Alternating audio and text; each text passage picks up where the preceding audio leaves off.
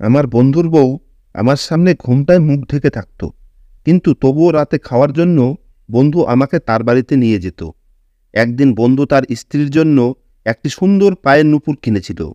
আমি বাড়িতে ফিরে আমার বউয়ের পায়ে সেই নুপুর দেখে অবাক হয়ে গেলাম।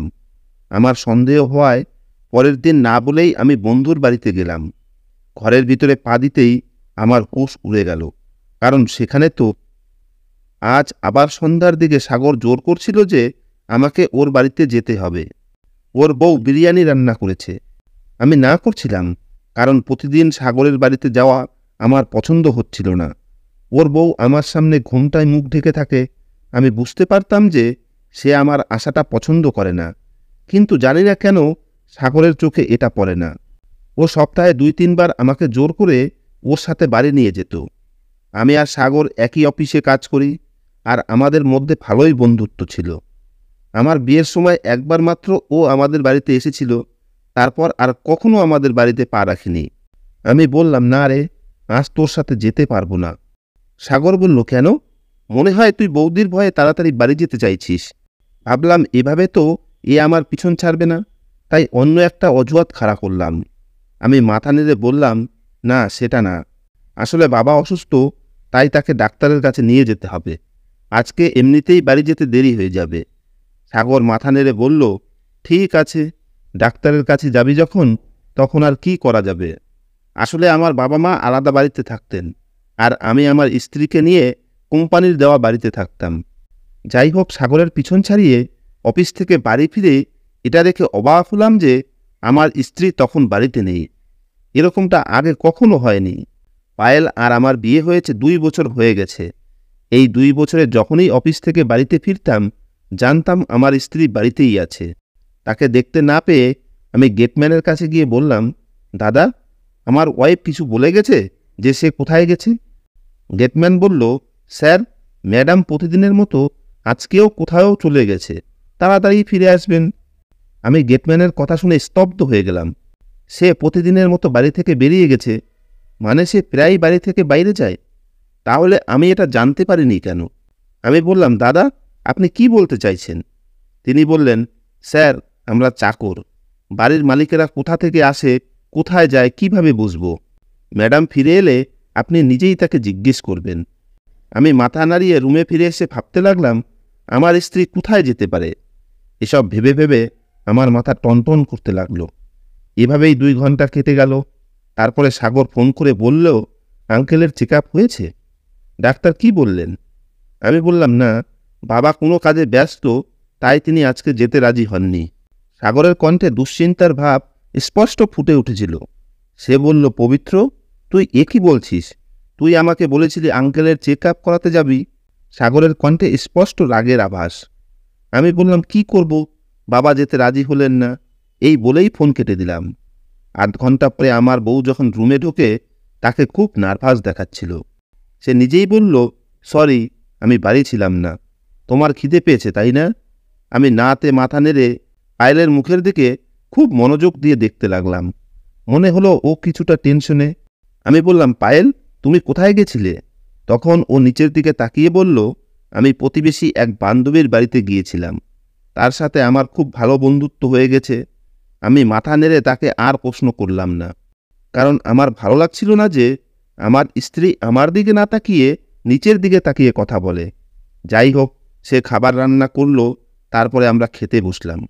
তখন পায়েল বলতে লাগলো, পবিত্র, তোমার তো বাবাকে ডাক্তারের কাছে নিয়ে যাওয়ার কথা ছিল, তার কি হলো? পায়েলের কথা শুনে আমি হতবাক হয়ে গেলাম, কারণ বাবাকে হাসপাতালে নিয়ে যাওয়ার কথা আমার ছিল না, চেক আপেরও দরকার ছিল না। আমি অফিসে বসে এই কথাটা বানিয়ে বলেছিলাম, যাতে আমাকে সাগরের বাড়িতে যেতে না হয়, আর তার স্ত্রীরও কোনো সমস্যা না হয়। আমি পায়েলের দিকে তাকিয়ে বললাম, আমি তোমাকে কখন বললাম যে আমি বাবাকে হাসপাতালে নিয়ে যাব? সে কিছুক্ষণ চিন্তা করে বলল, আমি তোমার অফিসে ফোন করেছিলাম, সেখান থেকে জানতে পারলাম তুমি বাবাকে ডাক্তারের কাছে নিয়ে যাচ্ছ, তাই আমি প্রতিবেশী বান্ধবীর বাড়িতে গিয়েছিলাম।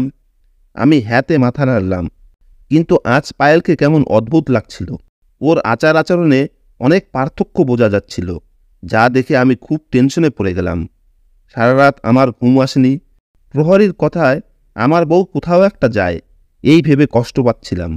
তারপরে এই সিদ্ধান্তে উপনীত হলাম যে আমার স্ত্রী নিশ্চয়ই বান্ধবীর বাড়িতে যায়, কারণ আমি তাকে সন্দেহ করতে পারছি না। যদিও পায়েল আর আমার বিয়ে হয়েছে মাত্র 2 বছর, কিন্তু আমরা একে অপরকে ছোটবেলা থেকেই চিনতাম। পায়েল আমার বাবার বন্ধুর মেয়ে। আমাদের দুজনের মধ্যে প্রথম থেকেই খুব ভালো বন্ধুত্ব এবং ভালোবাসা ছিল। পায়েল আমাকে খুব ভালোবাসত, আর এখন তো আমাদের বিয়ে হয়ে গেছে, তাই ওর উপর আমার পূর্ণ আস্থা ছিল। সকালে অফিসে গেলে সাগর আমার উপর রেগে গেল। সে বলল, কেন তুই কাল ডিনারে আসলি না? আমি তোর জন্য স্পেশাল বিরিয়ানি তৈরি করতে বলেছিলাম। জানিস, আমার স্ত্রী রাগ করে বলেছে, কই তোমার বন্ধু তো এলোই না, তুমি আমাকে দিয়ে খালি খালি কষ্ট করালে। আমি বললাম, ভাই, আমি বৌদির অসুবিধার কথা ভেবে আসিনি। আমি গেলেই তিনি ঘোমটা টেনে থাকেন। আমার উপস্থিতিতে তার অসুবিধা হয়, আর আমি তাকে অসুবিধায় ফেলতে চাই না। সাগর বলল, দোস্ত, আমার বউ শুধু তোর সামনেই না, আমার ভাই বাড়িতে এলে তখনও সে তাই করে। তাহলে কি ভাইকেও বাড়িতে ডাকা বন্ধ করে দেব? আমি নাতে মাথা নেড়ে বললাম, সে তোর নিজের ভাই। আমি চাই না যে আমার কারণে তোর আর বৌদির মধ্যে ঝগড়া হোক। আমার কথা শুনে সাগর হাসতে হাসতে বলল, আরে ভাই, আমার বউ সেরকম না। মনে হচ্ছে পায়েল বৌদি তোকে বাড়িতে অতিথি নিমন্ত্রণ জানানোর অনুমতি দেন না, তাই তুই এত ভয় পাচ্ছিস। অন্যদিকে আমার স্ত্রী বলে যে, সাগর, অতিথি হলো ভগবানের রূপ। সাগরের কথা শুনে আমি একেবারে চুপ হয়ে গেলাম এবং বললাম, দোস্ত, কথায় তোকে কেউ হারাতে পারবে না। পরের বার যখন ডাকবি তখন অবশ্যই যাব। আমার কথা শুনে সাগর খুশি হলো। আমি ভাবলাম, সাগরের বউ হয়তো আমাকে আর খেতে ডাকতে দেবে না, কিন্তু আমি কি জানতাম যে 2 দিন পরেই সে আবার আমাকে তার সাথে বাড়িতে নিয়ে যেতে চাইবে। এবার সাগর বলল, তোর বৌদি রুটি আর কষা মাংস তৈরি করেছে, তোকে আজকে আমার সাথে যেতেই হবে। আমি ভাবছি, সাগরের বউ কিভাবে জানে কোনটা আমার প্রিয় খাবার। সাগর বলাতে আমাকে যেতেই হলো, কারণ এবার আমি তাকে না বলে কষ্ট দিতে চাইনি। পুরো অফিসে সাগরের বন্ধুত্ব আমি ছাড়াও 3-4 জনের সাথে ছিল, কিন্তু সে কখনোই তাদের বাড়িতে নিয়ে যেত না। আমি না করলেও যেহেতু ও শুনতো না, তাই বাধ্য হয়ে তার সাথে গেলাম। তার স্ত্রী খুবই নার্ভাস ছিল। সে হলুদ রঙের কাপড় পরে ঘোমটা দিয়ে মুখ ঢেকে রেখেছিল। আমি বৌদির উপস্থিতিতে চোখ নামিয়ে রাখতাম, কিন্তু সে যখন কিছু বাসন রাখছিল তখন বাসনগুলোর ঠকঠক আওয়াজে স্পষ্ট বোঝা যাচ্ছিল যে তার হাত কাঁপছে।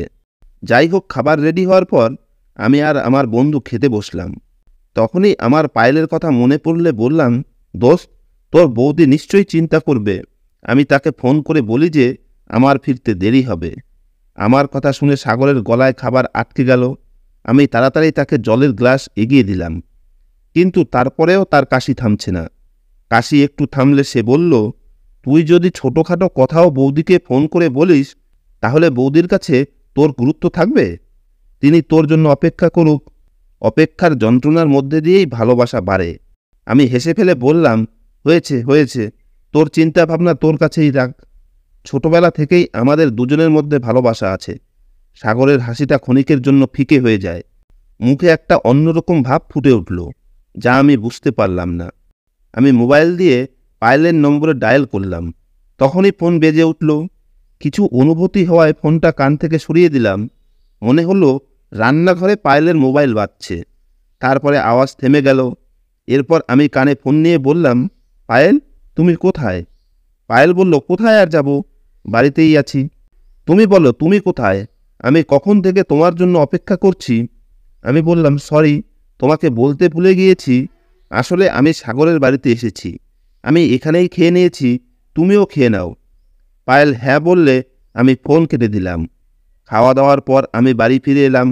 বাড়িতে ঢুকে কিছুক্ষণের জন্য স্তব্ধ হয়ে গেলাম। প্রহরীকে জিজ্ঞেস করলাম, দাদা, আজকে ম্যাডাম কোথাও গিয়েছিল? তিনি আমার দিকে হ্যাঁতে মাথা নেড়ে বললেন, তিনি মাত্র 20 মিনিট আগেই এসেছেন। আমি অবাক হয়ে গেলাম, কারণ আমি মাত্র 1 ঘন্টা আগেই পায়েলকে ফোন করেছিলাম। সে আমাকে বলেছিল যে বাড়িতে আছে। জানি না কোন কোন জিনিস সে আমার কাছ থেকে লুকাতে শুরু করেছে। রুমে এসে দেখি পায়েল রাগী মুখে বসে আছে। আমি গিয়ে ওর কাছে বসে বললাম, কি ব্যাপার পায়েল, তোমাকে খুব রাগী মনে হচ্ছে যেন? তখন সে বলল, কেন, এখন কি আমি রাগও করতে পারবো না? তুমি তোমার বন্ধুর বাড়িতে প্রতিদিন চলে যাচ্ছ, এখন তো তোমাকে আমার সন্দেহ হচ্ছে। তুমি বন্ধুর নাম করে অন্য কোথাও যাও মনে হয়। আমি ওর মুখের দিকে হা হয়ে তাকিয়ে বললাম, পায়েল, যে যেমন তার সবাইকে তেমনই মনে হয়।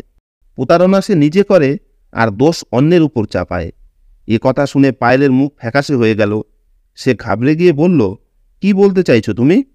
আমি হেসে বললাম, আমি তো ঠাট্টা করছিলাম। তুমি তো দেখছি সত্যিই ভয় পেয়ে গেছো। আমার কথা শুনে কথা তার মুখেই আটকে গেল। সে অনেক কষ্টে বলল, না, আমি ভয় পেতে যাব কেন? আমি তো তোমাকে দেখে অবাক হচ্ছি। একে তো তুমি আমাকে না বলে বাড়ি থেকে চলে যাও, তারপরে আবার আমার প্রশ্নের উত্তর সরাসরি না দিয়ে ঘুরিয়ে দাও। আমি পায়েলের হাত ধরে বললাম, পায়েল, না জানিয়ে কেউ বাড়ি থেকে বের হলে কি হয়? পায়েল বলতে লাগলো, এটা ঠিক না। স্বামী স্ত্রীর একে অপরের সাথে সব কিছু শেয়ার করে নেওয়া উচিত, তাই না জানিয়ে ঘর থেকে বের হওয়া খারাপ। আমি বললাম, স্বামী না জানিয়ে বাড়ি থেকে বের হলে খারাপ, এই আইন দুজনের জন্যই প্রযোজ্য তো? পায়েল একথা শুনে রেগে হাত ছাড়িয়ে বাইরে চলে গেল। আর সেখান থেকেই বলতে লাগলো, না জানি সাগরের বাড়ি থেকে কি খেয়ে আসো যে তোমার কথা শেষই হতে চায় না। পায়েল বাইরে গেলে আমি চিন্তা করতে লাগলাম, কেন সে আমাকে মিথ্যা বলে বাইরে যায়। ও আমাকে সরাসরি বলতে পারতো যে আমি যখন তোমার ফোন পেয়েছি তখন বাড়িতে ছিলাম না, আমি আমার বান্ধবীর বাড়িতে গিয়েছিলাম। বাসে যাওয়ার আগে আমাকে অন্তত একটি মেসেজ পাঠাতে পারতো। উল্টে ও আমার সাথে এমন আচরণ করলো যে সে কখনোই বাড়ির বাইরে যায় না। আজ আমি পায়েলের সাথে এমনভাবে আলোচনা করছিলাম যাতে সে ঘাবড়ে যায় এবং পুরো সত্যটি বলে, কিন্তু তার পরিবর্তে সে আমাকে দোষারোপ করে। এর মানে হলো যে পায়েল কোথাও যায় সেটা আমাকে বলতে চায় না, যদিও এটি জানা আমার জন্য খুব জরুরি যে আমার স্ত্রী কোথায় যায়, সে কোনো সমস্যায় পড়েছে কিনা। আমার স্ত্রীর নিরাপত্তা আমার জন্য সবচেয়ে বেশি গুরুত্বপূর্ণ। তাই ভাবলাম আমি নিজেই খুঁজে বের করব। আমি প্রহরীর সাহায্য নেওয়ার সিদ্ধান্ত নিলাম। সকালে অফিসে যাওয়ার আগে আমি প্রহরীকে ইশারায় বাড়ির বাইরে ডেকে এনে বললাম, দাদা, ম্যাডাম কটার সময় বাড়ি থেকে বের হয়? সে অবাক হয়ে বলল, আপনার অফিস ছুটির সময় হলেই তিনি বাড়ি থেকে বের হন। আর ঈশ্বরের চমৎকার এমন যে ওই দিনগুলোতে আপনিও দেরি করে বাড়িতে আসেন, আর আপনার আসার আগে আগেই ম্যাডাম বাড়ি ফিরে আসেন। আমি প্রহরীকে ধন্যবাদ জানিয়ে আমার রুমে গিয়ে বসলাম। প্রহরীর তথ্য থেকে এটা বুঝতে পারলাম যে পায়েল কোনো না কোনোভাবে আগে থেকেই জেনে যায় যে আমি সাগরের বাড়ি যাচ্ছি। এখন বুঝতে পারছি না যে আমি যদি আমার বউকে এই সম্পর্কে না বলি তবে আমার এই খবর তাকে কে দিচ্ছে। পায়েলের প্রতি আমার অন্ধবিশ্বাস ছিল, তাই ভাবতেও পারিনি যে সে আমার সাথে প্রতারণা করতে পারে। কিন্তু তারপরেও এই সব বিষয় আমাকে কষ্ট দিচ্ছিল। এখন আমাকেই একটা সিদ্ধান্তে পৌঁছাতে হবে। এতদিন পরে আমি টেনশনে থাকতে শুরু করলাম, যেটা সাগরও বুঝতে পেরেছিল। সে আমাকে বলল, কি ব্যাপার পবিত্র, তোকে আজকাল খুব টেনশনে লাগছে? এখন আমি তাকে কিভাবে বলবো যে আমার স্ত্রী আমাকে না জানিয়ে বাড়ি থেকে চলে যায় আর আমি তার কারণেই টেনশনে থাকি? তাই বানিয়ে বললাম যে আমি বাবার জন্য দুঃখী, তার রক্তচাপ ঠিকই হচ্ছে না। আর এটা সত্যি ছিল। সাগর বলল, আঙ্কেল কি একা থাকেন? আমি বললাম, ছোট ভাইকে ফোন করেছিলাম, সে আমাকে বলেছে যে সে সব সময় বাবার সাথে আঠার মতো লেগে থাকে। বাবার ওষুধও বদলানো হয়েছে, কিন্তু তিনি ভালো হচ্ছেন না। সাগর বলল, এটা তো খুবই চিন্তার বিষয়। ভগবানের কাছে প্রার্থনা করি তোর বাবা যেন তাড়াতাড়ি সুস্থ হয়ে ওঠেন। আমার সাথে চল, আজকে বউয়ের জন্য বাজার করতে হবে। তার জন্মদিন, তাই তার জন্য একটা উপহার কিনতে হবে। বাজারে গেলে তোর মনও ভালো হয়ে যাবে। আমি নাতে মাথা নেড়ে বললাম, না বন্ধু, আমি যেতে পারবো না। আমার কথা যে শুনবে সে সাগরই না। সে জেদ করতে লাগলো। আমি বিরক্ত হয়ে বললাম, তুই কেন সব সময় ছোট বাচ্চার মতো জেদ করতে থাকিস? মাঝে মাঝে তোর অন্যের সমস্যাও বোঝা উচিত। সাগর বলল, পৃথিবীর রসাতলে গেলেও তোকে আমার সাথে যেতেই হবে, কারণ আমি গিফট কিনতে পারি না। আমি ভারাক্রান্ত মনে তার সাথে গেলাম, কিন্তু সত্যি বলতে আজ ওর উপর খুব রাগ হচ্ছিল। কিন্তু ও আমার সাথে আঠার মতো লেগে থাকলো। আমার সেই দিনটার উপর রাগ হচ্ছিল যেদিন সাগরের সাথে আমার বন্ধুত্ব হয়েছিল। ও খুব অদ্ভুত ধরনের মানুষ। ও অন্যের সমস্যা নিয়ে ভাবত না, সে চাইতো শুধুমাত্র তার কথাই শোনা হোক। আমার বাড়ির পরিস্থিতির কারণে আমি টেনশনে, তার উপর সাগর আমাকে বিরক্ত করে যাচ্ছিল। আমি একা না, তার আরও অনেক বন্ধু ছিল। তবুও কেন জানি না সে তার সাথে সব জায়গায় আমাকে নিয়ে যেত। আজ যখন বাজারে গেলাম, সে বলতে লাগলো যে সে তার স্ত্রীর জন্য একটা নূপুর কিনতে চায়, আর আমি যেন তাকে ডিজাইন বাছাই করতে সাহায্য করি।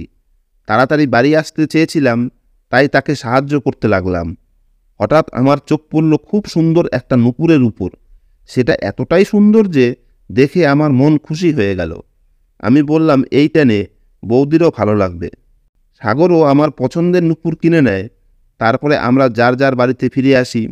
আজ পায়েল বাড়িতেই ছিল, আর আমাকে দেখে খুব খুশি হলো। ওদিকে এই কদিন থেকে আমি এত টেনশনে থাকতাম যে আমি খুশি হতে ভুলে গিয়েছিলাম। আমার কাছে বসে পায়েল কিছুক্ষণ এদিক সেদিকের কথা বলতে থাকলো, আর আমি হ্যাঁতে উত্তর দিতে থাকলাম।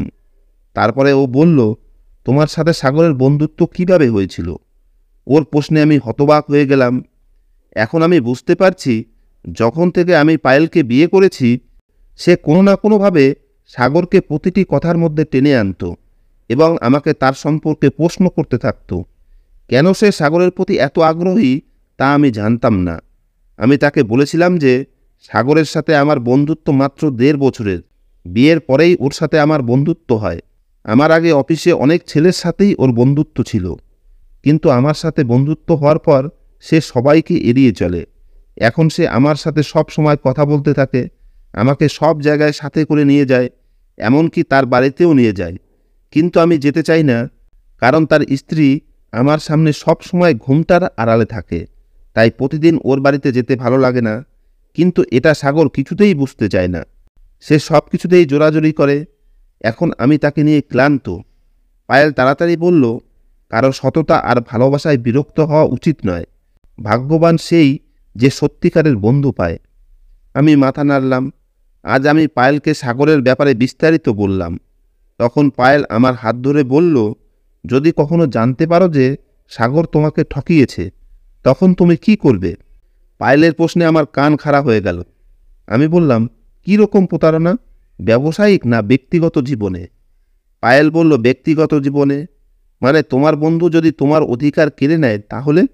তুমি মন থেকে কিছু চাও, আর যদি তোমার কাছ থেকে তা সাগর কেড়ে নেয়, তাহলে তুমি কি করবে? পায়েলের এই প্রশ্নে আমাকে অস্থির করে তোলে। সাগর আর পায়েলের কিছু ধাঁধা একে অপরের সাথে মিলে যেত।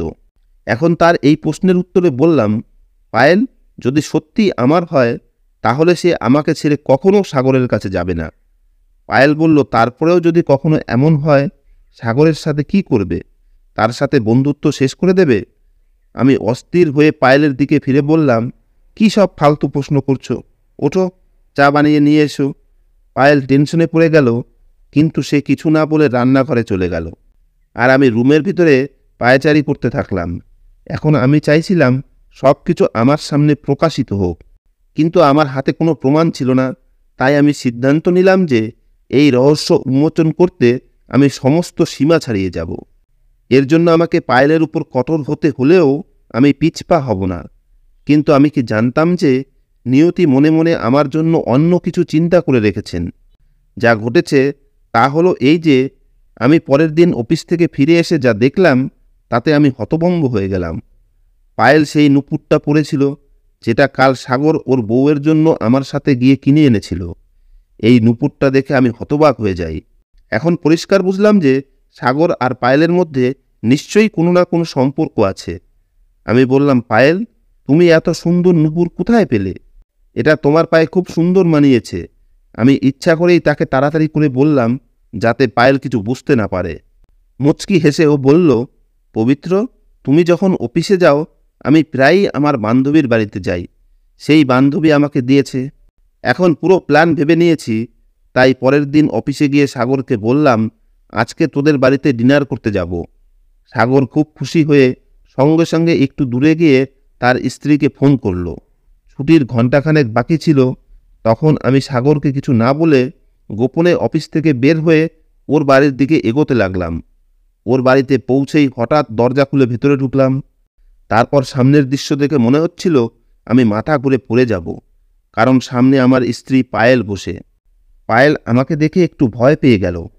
আমি এগিয়ে গিয়ে বললাম, পায়েল, তুমি আর এখানে?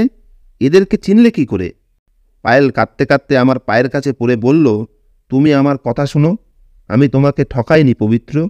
তুমি তো জানো তোমার বাবার বন্ধুর ঘরে যমজ মেয়ের জন্ম হয়েছিল। তাদের দুজনের চেহারা একই রকম ছিল। তোমার বিয়ে পায়েলের সাথে ঠিক হয়েছিল, সেও তোমাকে ভালোবাসত। কিন্তু বিয়ের তারিখ এগিয়ে এলে তাকে একটু নার্ভাস দেখাচ্ছিল। তাই আমার সন্দেহ হয়েছিল যে কিছু একটা গড়বড় আছে। আমি তাকে অনেকবার জিজ্ঞেস করলেও সে ভেতরের কথা খুলে বলেনি।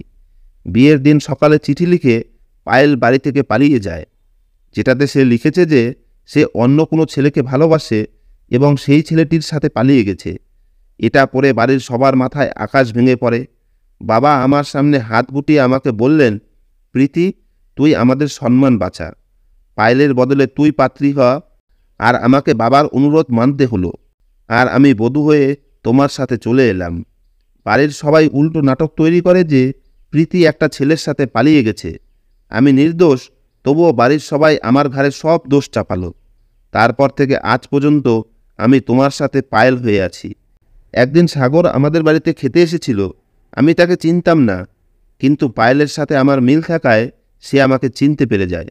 সে যখন বাড়িতে গিয়ে পায়েলকে এই কথাটি বলে, তখন পায়েল আমাকে ফোন করে এবং আমাদের মধ্যে আবার যোগাযোগ হয়।